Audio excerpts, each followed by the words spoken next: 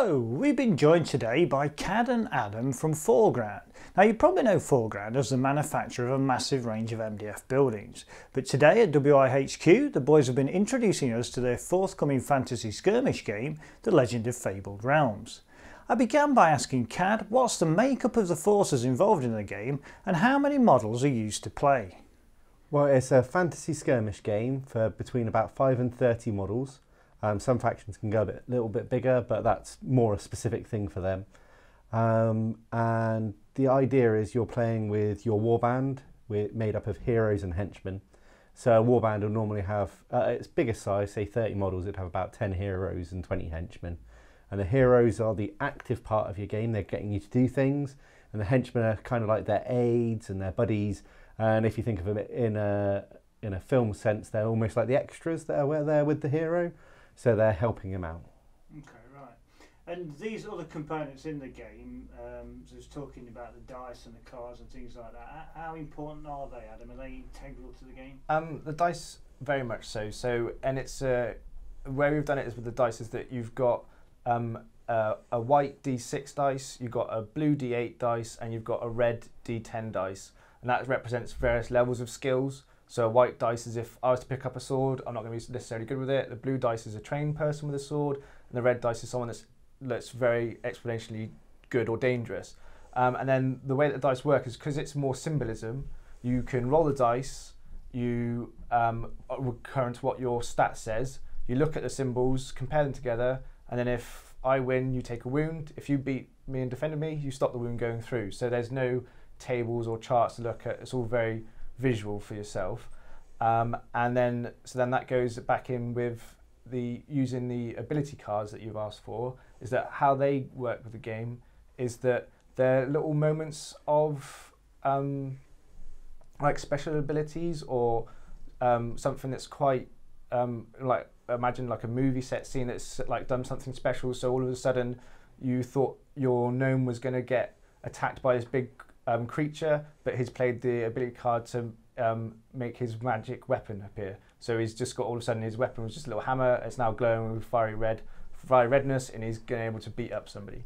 Okay, so all the stats are contained on the cards, are they? Yes. Okay, right. And what is this world in which all this action takes place? Is it something that you guys have concocted yourself?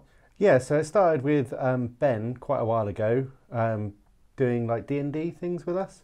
So it's a fantasy world where he started very small and then it got bigger, and then we've kind of influenced it as things have gone on. It's the centre of kind of a medieval Europe, late Tudor period kind of thing.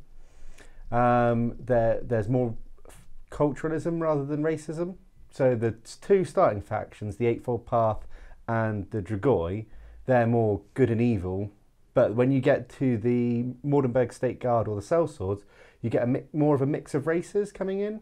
So the Sellsword faction, they've got 8 figures and only one, none of them are human, sorry.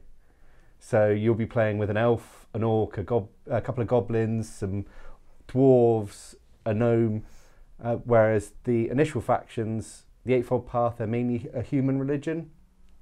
So it's mainly humans, and the Dragoi, they're part of a curse, and they propagate their own species by infecting others and creating more of their own people. Okay. And how are you going to be supporting the game? Are you producing the figures for it as well as the game itself? Yeah, so we've had all the miniatures designed and sculpted for the Dragoi Warband and the Eightfold Path. We've started getting the sculpting done on the Mordenberg State Guard and the Sellswords Guild. And so then we're going to get the miniatures are going to be produced in plastic. They're going to come pre-assembled, and then so you get a starter set, and in a starter set you'll get 8 miniatures, a rule book, the tokens you need, all the ability cards you need to get started, your character cards, all your skill dice that you need, and a character creation sheet, and then from that we want to expand the warbands further and produce like expansion packs, or we're going to call them volumes. So it's like you're building your story up, so it'll be the next volume for that for that warband that comes out, and that'll be more henchmen come in, more character models. And then when you get more character models, you'll get new ability cards. Some of them will be repeated, whereas you'll get some new unique ones, and which will be another little cool special abilities that you can play throughout the game. Okay, right, cool. Right, guys, thanks very much for that. It's great to hear from you. Cheers. Thank you.